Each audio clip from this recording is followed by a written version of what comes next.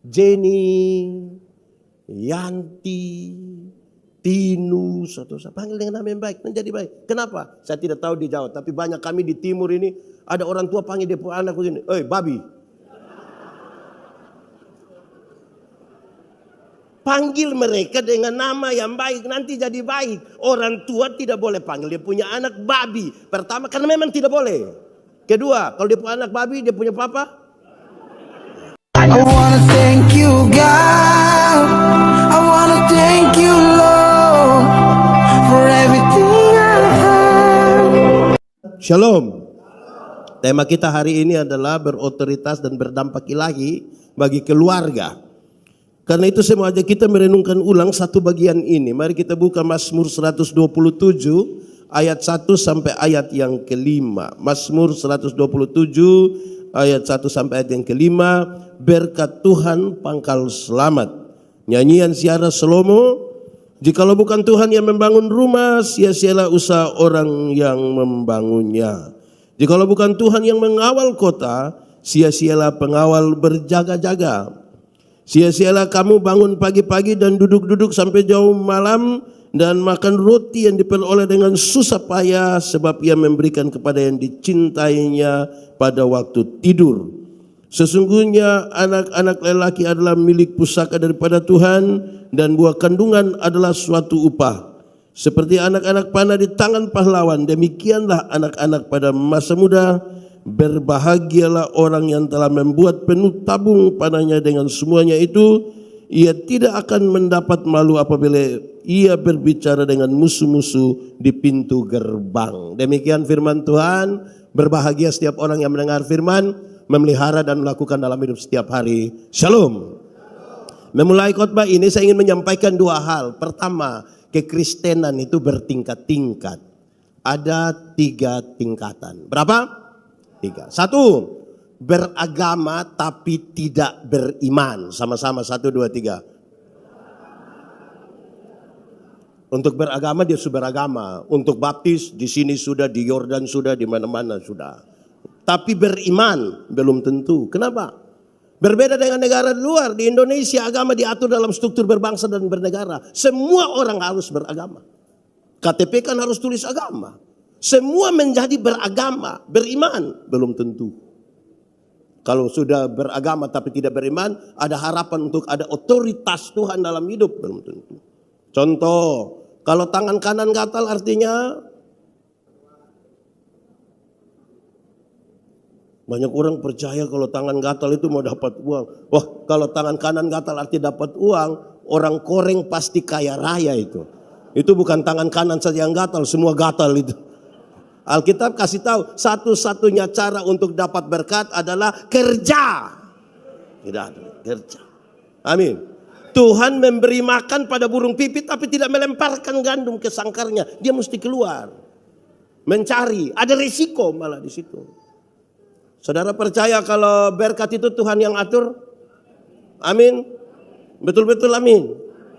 Tapi ada banyak orang punya kios, punya toko, masih pakai kucing yang begini. Tapi di mana-mana bilang berkat itu Tuhan atur. Beragama tapi belum tentu beriman. Itu tingkatan paling bawah. Kedua, bertobat tapi tidak berbuah. Sama-sama. Untuk bertobat sudah bertobat. Mabuk tidak. Judi tidak. Tipu tidak. Tapi kan tidak berbuah.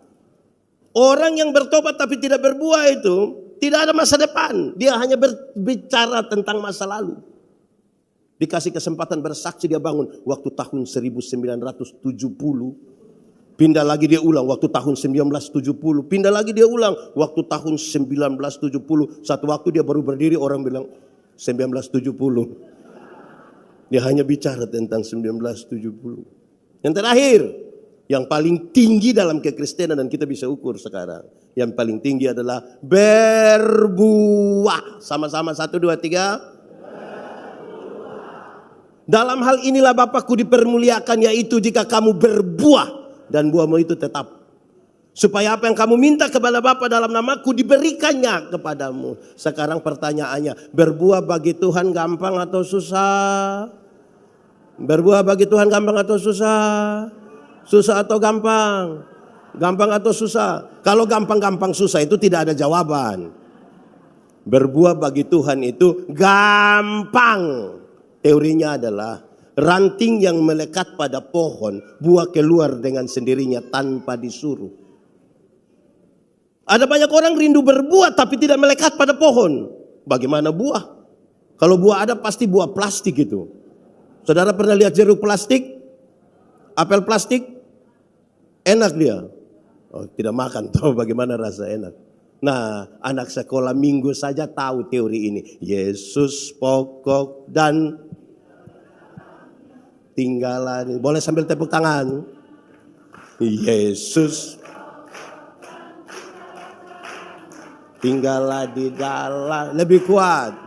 Yesus dan tinggallah di dalam. Pasti apa?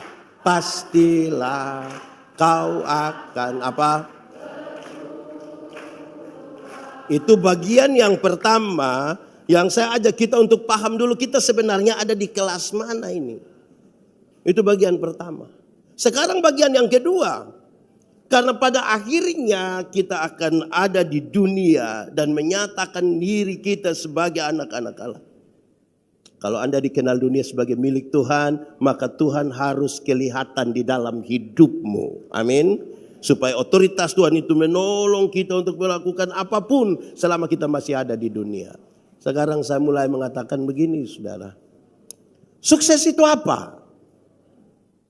Sukses itu karena saudara menang. Sukses itu karena saudara kaya. Sukses itu karena saudara sehat. Sukses tidak. Sukses ialah orang yang tahu dia datang dari mana, mau pergi kemana, dan dengan cara apa dia pergi ke tempat itu. Saya ulangi, sukses ialah orang yang tahu dia datang dari mana, mau pergi kemana, dan dengan cara apa dia sampai ke situ. Ada 3 poin. Asal, proses, tujuan. Kalau orang menjadi kaya, tapi dia tidak tahu dia dari mana, lupa diri ini orang. Kalau orang tahu diri, kemudian kaya, tapi tidak dengan proses yang baik, ini orang gila. Pendeta Yandi tidak ada uang, terus tiba-tiba dikasih uang 2 miliar. Pendeta, tolong habiskan ini uang dalam waktu 2 minggu di Singapura. Tolong pergi sendiri. Saya yakin saya langsung gila. Karena dada tidak kuat untuk jadi orang kaya tiba-tiba. Karena proses tidak ada. Tahu asal, proses oke, tapi tujuan tidak jelas. Ini orang kehilangan arah hidup. Kekayaan dipakai sembarang. Dan berbagai-bagai hal. Saudara lihat, ada orang bisa kaya, ada orang bisa punya jabatan, tapi belum tentu prosesnya benar. Amin. Sekarang kita mulai proses itu dari rumah. Ini menarik pembacaan ini yang kita baca ulang-ulang. Dari 2 pengantar ini saya mengajak kita merenungkan bagian ini untuk kita lihat di rumah kita bagaimana sekarang. Mazmur 127 adalah bagian Mazmur siara dari orang-orang Israel. Mereka jalan sambil berdiam diri dan merenungkan apakah hal-hal ini ada di dalam hidup mereka, ada di dalam rumah mereka atau tidak. Berdiam diri sambil merenungkan. 1, mereka harus merenungkan baik-baik. 1, mereka ada rumah atau tidak. Kok sesederhana itu pendeta? Iya. Bagi orang Israel rumah bukan sekedar rumah. Rumah bukan sekedar tempat tinggal. Tetapi sebuah rumah adalah sesuatu yang luar biasa bagi mereka. Karena cerita dari nenek moyang mereka. Mereka berpindah. Tempat tinggal mereka hanya dari satu tenda ke satu tenda. Ke satu tenda ke satu tenda. Bahkan tempat ibadah mereka pun ada di tenda-tenda. Sekarang ada rumah. Kalau kita baca teks ini nyanyian siara Salomo. Salomo kurang uang kah? Di zaman Salomo, perak tidak ada harga. Kalau perak saja tidak ada harga, apalagi besi putih macam begini tidak pakai di zaman Salomo. emas 24 karat. Dan pendapatan emas Salomo per tahun yang dibawa oleh saudagar-saudagar di luar persembahan para bupati yang dia dapat adalah 666 talenta. Satu talenta beratnya kira-kira 34 kilogram. 6 kali 34 kilo. Pendapatan emas Salomo per tahun kurang lebih 23 ton. Kalau kali harga hari ini, wih, kaya sekali. Tapi dia bilang, jikalau bukan Tuhan yang bangun rumah, sia-sia. Sia-sia. Saya jadi ingat saya punya bapak. Dulu itu belum ada handphone, orang telepon ke rumah. Shalom om, shalom. Bisa bicara dengan Yandi. Bapak bilang Yandi tidak ada. Tapi betul ini Yandi punya rumah. Bapak bilang tidak. Tapi yang dibilang ini dia punya rumah. Tidak, ini saya punya rumah. Yang dibilang dia tinggal, iya, dia itu hanya menumpang saja di sini. Karena itu berulang beberapa kali. Satu hari saya tanya Bapak, kenapa setiap kali orang telepon, Bapak bilang ini bukan saya punya rumah. Sebenarnya saya ini anak siapa? Terus beliau bilang begini, kau dengar, kamu saudara laki-laki ada 3 orang. Kalau engkau punya kakak pertama, kawin satu perempuan, bawa datang ke ini rumah kan dia rasa rumahnya. Yang nomor 2 kawin lagi, bawa ke ini rumah kan dia rasa rumahnya. Engkau juga kawin lagi satu perempuan, bawa datang lagi ke sini. Maka kita tinggal tunggu kapan kamu 3 baku bunuh tagal ini rumah ini. Padahal ini rumah saya punya rumah. Saya pikir betul, memang betul. Bahagia itu ukurannya. Dan kalau kita baca Mazmur 28 dia bilang begini. Makan dari jeripaya tangan sendiri. Rumah mau mewah bagaimana? Fasilitas lengkap bagaimana? Kalau masih orang tua punya, belum bahagia. Bahagia kalau tinggal di rumah sendiri. Jadi anak-anak yang belum ada rumah yang harap warisan saja itu tidak bahagia. Karena anak-anak yang harap warisan itu tiap hari dia punya pertanyaan hanya satu. Kapan papa mati? Kalau tiap hari hanya bertanya kapan papa mati, kapan papa mati, kapan papa mati. Lama-lama papa belum mati, dia mati duluan. Mau bahagia bagaimana? Amin. Supaya mereka berjuang untuk diri sendiri. Nanti sebentar kita bicara poin paling terakhir. Apa yang sebenarnya harus dilakukan. Pertama, rumah. Saudara, saya tanya banyak orang. Ketika mereka doa tentang rumah baru mereka masuk. Saya tanya, Bapak ini habiskan dana berapa? Dia bilang, pendeta, untuk biaya kami tidak bisa bicara. Kami tidak bisa bicara. Dulu hanya sepakat dengan istri biar kami tutup, kasih naik, tutup di atas, terus cukup dulu. Nanti baru kumpul-kumpul. Tapi berkat Tuhan ada saja. Akhirnya kayak kami buat satu kamar di dalam. Biar nanti masuk dulu, baru kita pikirkan kamar yang lain. Cukup. Tapi berkat Tuhan itu ada saja. Akhirnya kami selesaikan semua kamar di dalam. Sudah yang penting agak aman sedikit di dalam. Cukuplah nanti baru cari-cari. Tapi berkat Tuhan itu ada saja. Akhirnya kami pasang plafon semua. Lantai bagus-bagus. Sudahlah yang penting di dalam sudah aman lah. Cukup sudah. Tapi berkat Tuhan itu ada saja.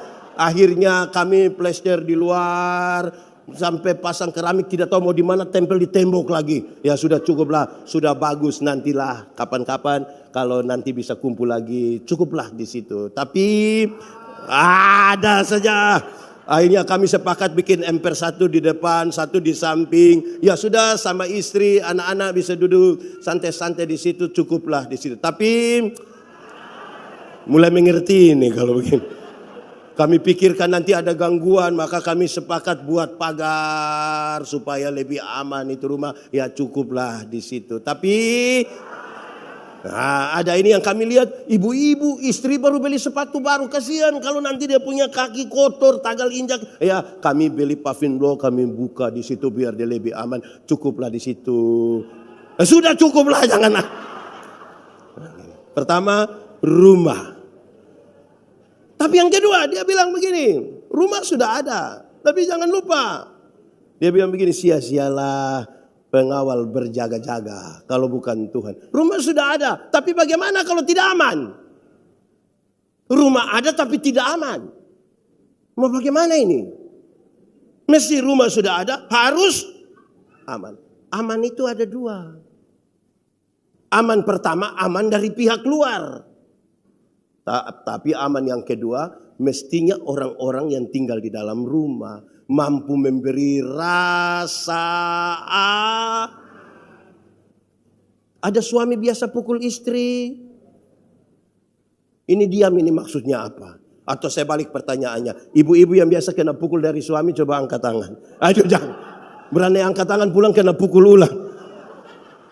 Kita jadi orang yang bisa memberi rasa aman dalam rumah. Untuk apa rumah sudah bagus tapi di dalam penuh dengan ancaman. Penuh pertengkaran, penuh keributan. Rumah menjadi neraka bagi banyak orang. Ini kan pengelolaan kebersamaan di dalam rumah. Saudara-saudara, Pendeta Yandi baru menikah 16 tahun.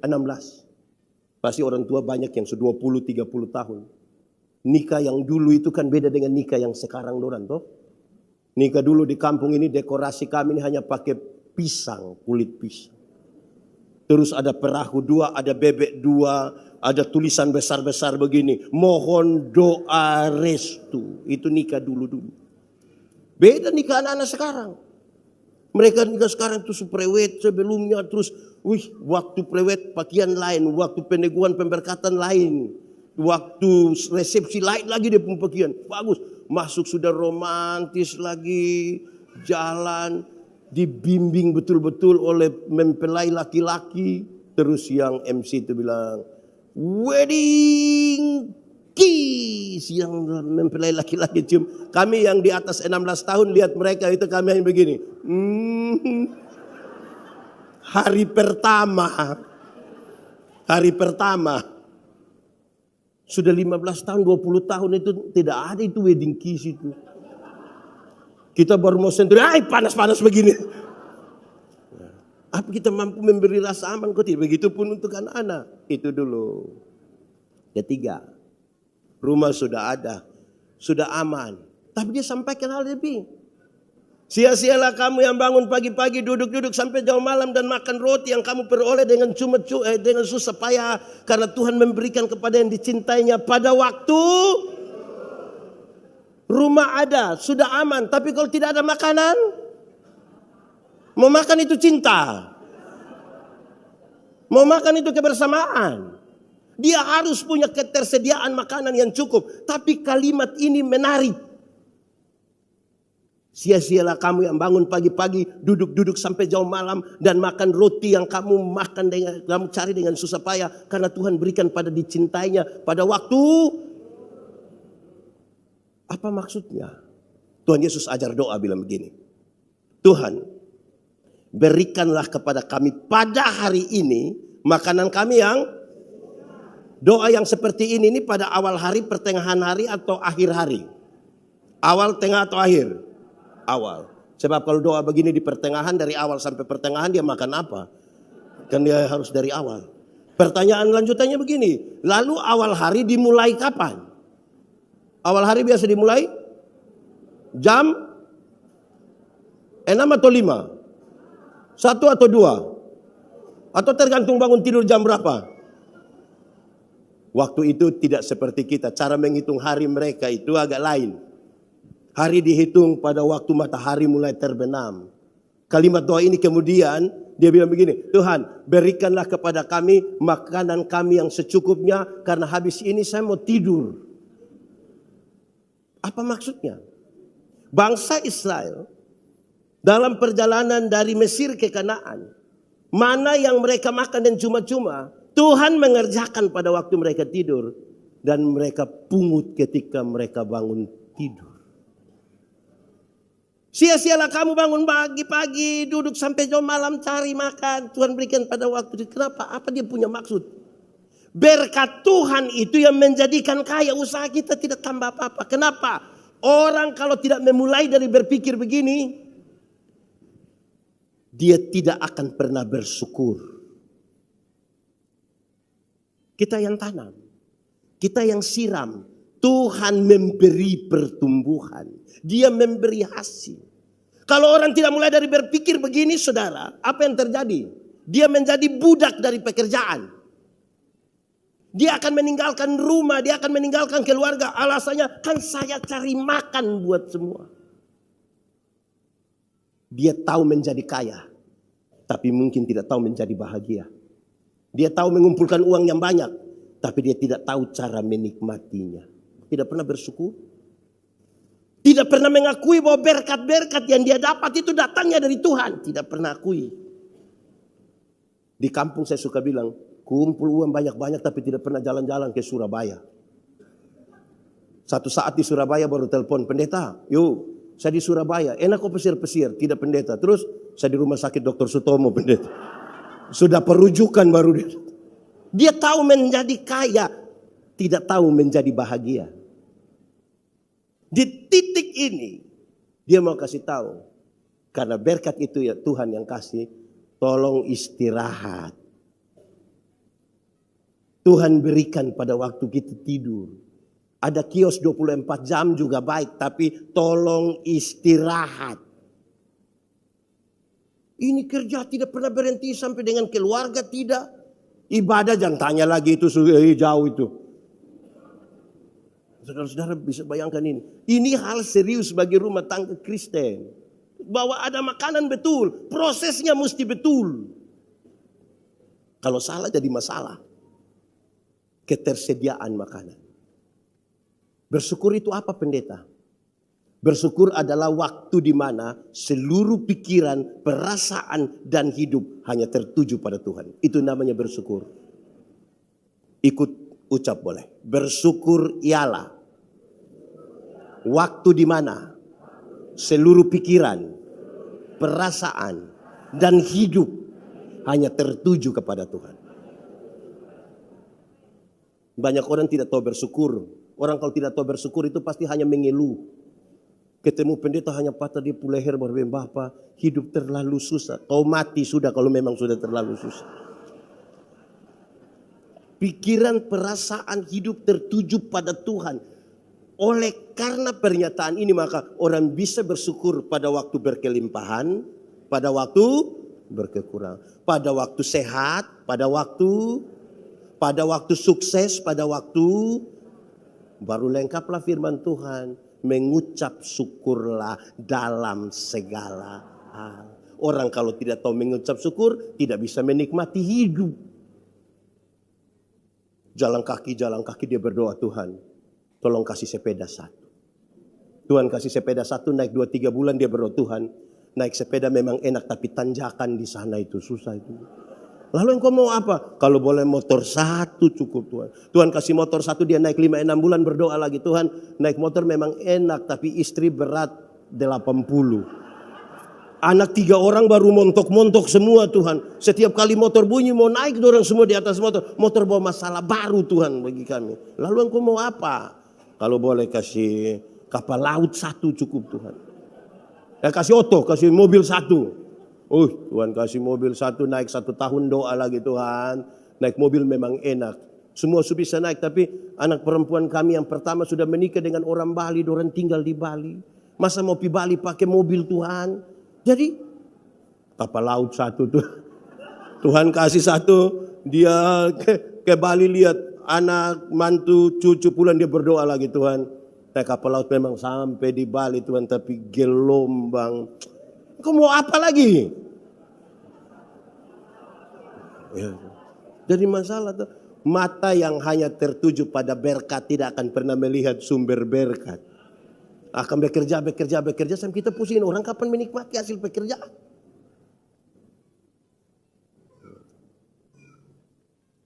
Tuhan menjadi yang utama. Sudah, ketiga ini. Rumah, aman, ketersediaan makanan. Tapi keempat menarik. Buah kandungan adalah upah. Bagi bangsa itu berbeda dengan kita hari ini. Dulu kalau orang tidak ada anak itu dianggap aib. Memalukan. Sehingga kalau memang sudah dikasih anak ini, aduh betul-betul ini sesuatu yang penting bagi mereka. Bagus ini. Tapi sekarang saudara lihat. Rumah sudah ada. Keamanan sudah ada. Ketersediaan makanan di rumah sudah ada. Lalu anak-anak.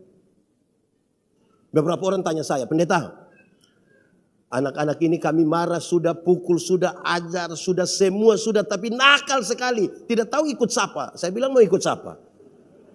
Kalau bukan ikut dia punya mama, ikut dia punya bapak. Masa ikut saya, kan tidak mungkin. Tapi Alkitab kasih tahu begini. Mengisyaratkan begini. Supaya anak-anakmu jadi baik. Lakukanlah 3 hal ini. 1, panggil mereka dengan nama yang baik. Sama-sama 1, 2, 3. Jenny, Yanti, Tinus, atau saya panggil dengan nama yang baik, menjadi baik. Kenapa? Saya tidak tahu di Jawa, tapi banyak kami di timur ini, ada orang tua panggil dia anak begini, babi. Panggil mereka dengan nama yang baik, nanti jadi baik. Orang tua tidak boleh panggil dia punya anak babi. Pertama, karena memang tidak boleh. Kedua, kalau dia punya anak babi, dia punya papa, panggil mereka dengan nama. Kedua, berikan kepada mereka makanan yang baik. Sama-sama 1, 2, 3. Makanan yang baik bukan soal 4 sehat 5 sempurna. Makanan yang baik bukan soal nasi basi atau tidak.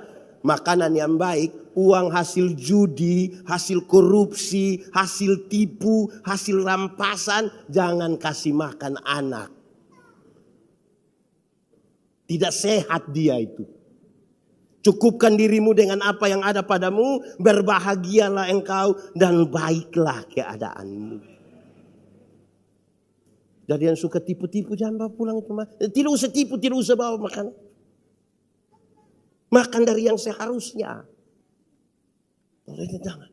Ketiga, berikan kepada mereka ajaran yang benar. 1, 2, 3. Anak-anak ini pelajar cepat.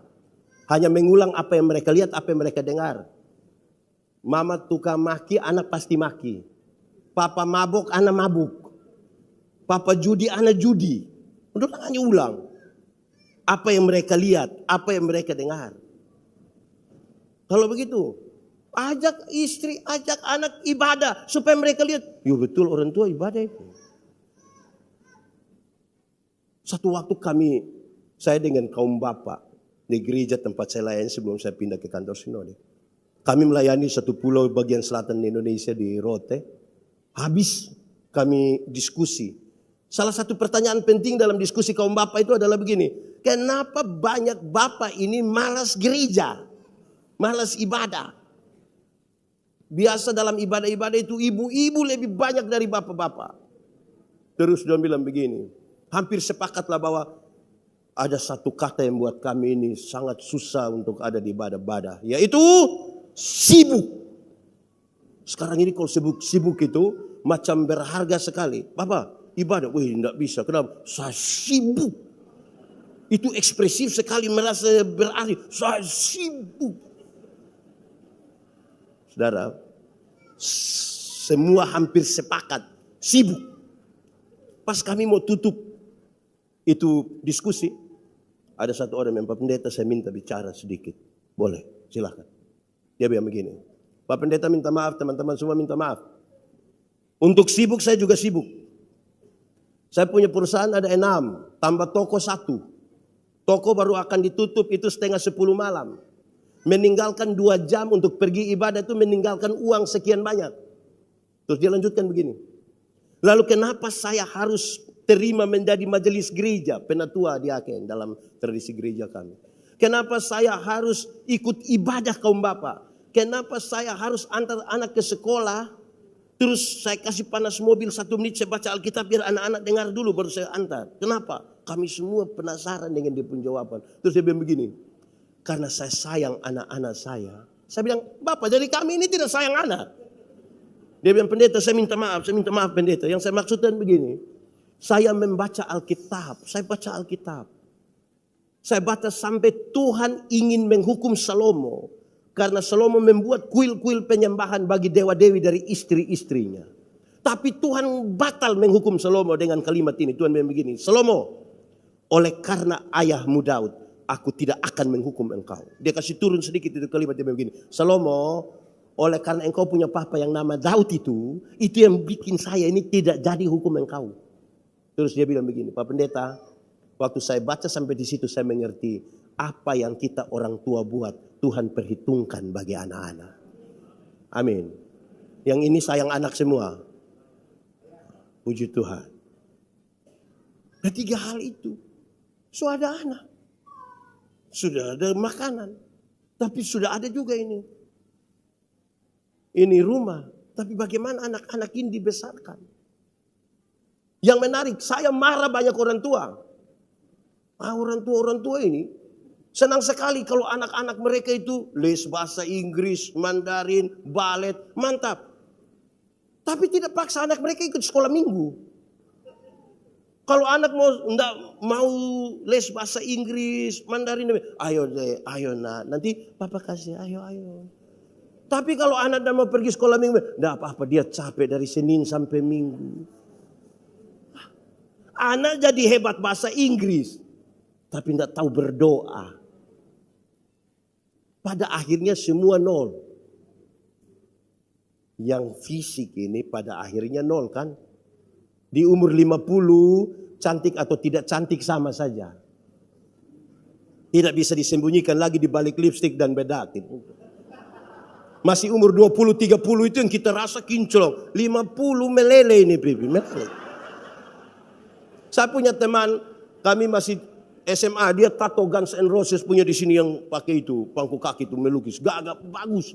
Tinta bagus, kulit bagus, mantap, kontrasnya dapat. Itu SMA, umur 17 tahun.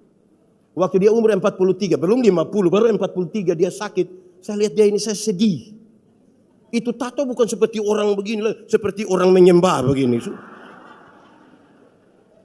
Jadi kalau ada orang datang kasih tahu, ibu umur berapa? Terus ibu bilang 50. Dia sengaja kaget, 50? Macam baru 35. Jangan percaya. Masa 50 sama 35? 15 di mana? Kalau ibu jalan dengan ibu punya anak gadis, terus dia tanya, yang ini siapa? Yang ini siapa? Ini anak gadis saya yang pertama. Dia sengaja kaget. Anak gadis. Macam kakak adik. Jangan percaya. Masa ibu dengan anak macam kakak adik? Kalau ibu dengan anak macam kakak adik itu hanya dua kemungkinan. Kemungkinan pertama dia punya anak gadis itu muka terlalu tua. Jadi beda tipis. Atau yang kedua mungkin dia punya mami itu menikah muda sekali. Mungkin umur 5 tahun sudah nikah itu. Akhirnya yang fisik ini umur 60 ada jabatan tidak ada jabatan sama saja. Pensiun itu. Rata-rata ASN, TNI, Polri, perusahaan itu kasih pensiun orang di sekitar umur itu. Waktu kita masih aktif, kita datang orang bisa bilang, siap laksanakan, lanjutkan orang aktif. Sudah pensiun kita datang ini yang anak-anak muda baru tamat kuliah kemarin dia bilang, Pak Tua, asam urat aman kan? Mau apa? Umur 70 tahun, waktulah 6 menit saya cepat-cepat. Umur 70 tahun, rumah besar atau rumah kecil sama saja. Apalagi rumah tingkat, supaya pakai tongkat mau naik lantai 2. Tidak jadi kamar kecil.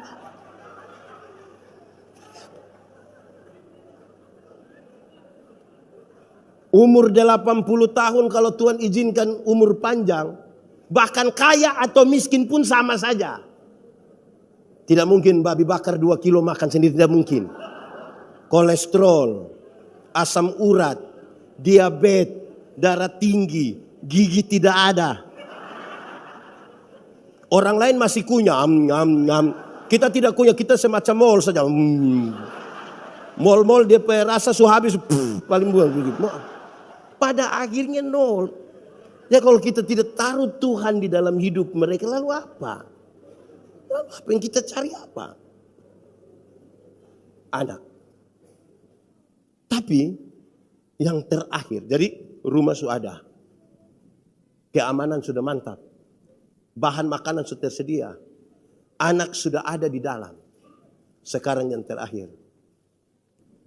Supaya ketika dia berbicara di hadapan umum, di pintu gerbang dengan para musuh, dia tidak mendapat malu.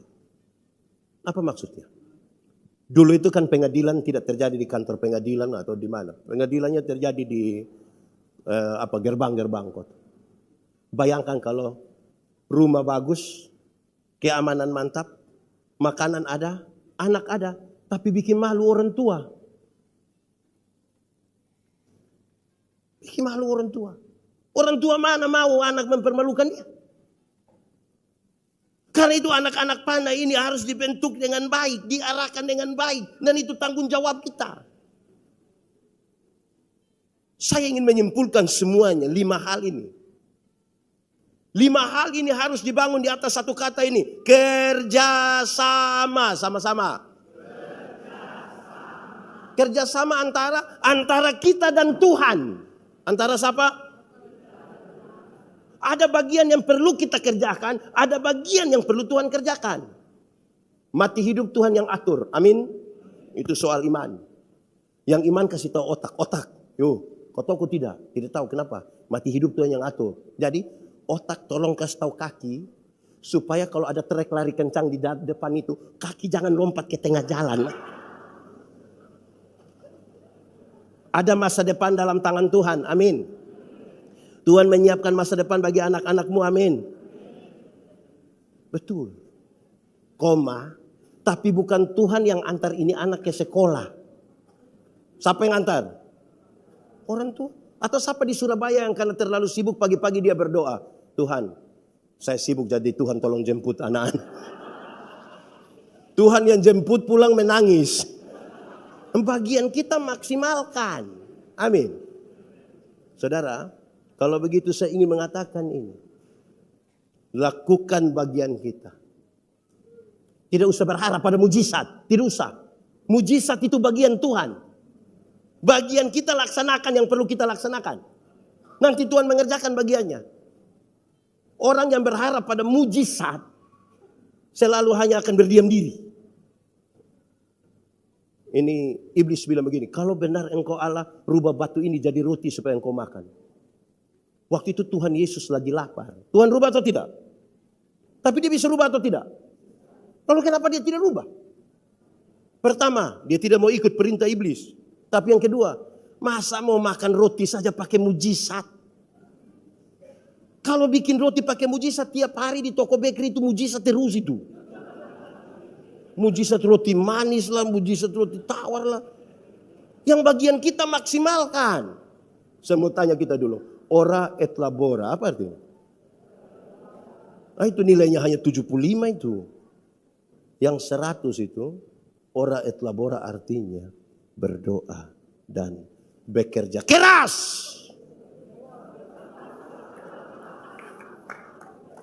Jangan balik doanya yang keras-keras. Kehabisan tenaga, mau kerja apa? Nah, saudara-saudara, ada bagian yang perlu kita laksanakan. Tuhan mau kita kerjasama. Kerjasama supaya kamu menikmati. Saksi itu apa? Saksi itu orang melihat, mengalami, merasakan. Terus mengatakan kepada orang lain. Di situ baru dia tahu hidup kita ini apa. Paling terakhir, 1 menit. Tuhan menciptakan manusia. Punya tubuh yang hidup, jiwa yang hidup, roh yang hidup. Gambar dan rupa Allah ada pada manusia. Gambar itu apa? Hakikat Tuhan Allah yang kekal dan kudus diberikan kepada manusia. Setelah jadi ciptaan yang sangat bagus. Tidak dibatasi oleh ruang dan waktu. Tuhan bilang begini, manusia, dunia ini kuberikan kepadamu. Dunia mau baik tergantung manusia. Dunia mau rusak pun tergantung manusia. Karena otoritas besar itu Tuhan kasih pada kita. Tambah 1 kalimat. Bahkan setan-setan pun harus tunduk kepada manusia. Sama-sama 1, 2, 3. Bahkan setan-setan pun harus. Pertanyaan sekarang jadi gampang, tolong jawab kuat-kuat. Kita takut setan atau setan takut kita?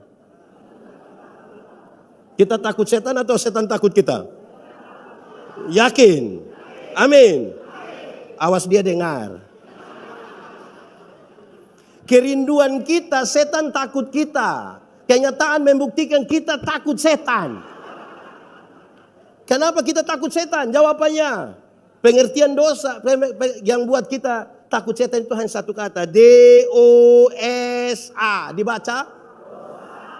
Pengertian dosa di Taman Eden itu gampang saja. Dosa ialah usaha manusia melangkah melewati batas.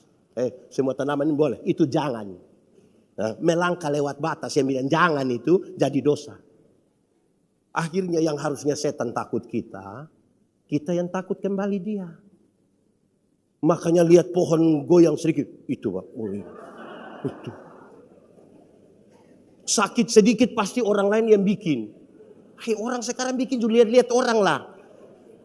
Kita ini karena jadi mari kita kembalikan otoritas Tuhan itu. Saya kira kita baru melewati prosesi Paskah untuk mengatakan bahwa Yesus yang mati menyelamatkan kita, mengembalikan kita pada ciptaan yang sesungguhnya yang tadi, yang punya otoritas itu. Hiduplah itu di tengah-tengah keluarga. Ingat, kita semua tadi saya bilang, kita semua ini ada produk dari keluarga. Yang kacau-kacau di keluarga itu yang bikin kacau gereja. Yang kacau-kacau di rumah tangga itu yang bikin kacau ini bangsa ini. Kalau rumah tangga baik, gereja baik, dunia ini baik. Tuhan memberkati kita. Mari kita tunduk kepala di hadapan Tuhan. Kita angkat hati kita pada Tuhan semuanya. Firman Tuhan berkata, kalau kamu dengar suaranya, jangan keraskan hati. Minta Roh Kudus lembutkan setiap hati yang keras. Nikmati saja 1-2 menit dengan Tuhan. Berteduh diri di hadapan Tuhan. Merenungkan. Katakan satu kalimat yang jujur kepada Tuhan. Jujur. Manusia mungkin kita tipu. Tapi Tuhan tidak bisa kita tipu. Dia lihat sampai ke kedalaman jiwa kita. Dan dia sungguh tahu siapa kita di hadapan Tuhan. Nikmati saja 1-2 menit. Jangan biarkan ini berlalu. Bicara sesuatu. Ini hanya soal pribadimu dengan Tuhan. Kalau saudara merasa bahwa hari ini memang Tuhan ingin menegur, menyapa, menguatkan, memberi jalan keluar atas sejumlah hal di dalam hidupmu, sampaikanlah itu kepada Tuhan. Ambil sikap doa semuanya, mari kita berteduh diri, kita berdoa kepada Tuhan. Ya Tuhan Allah, terima kasih untuk firman.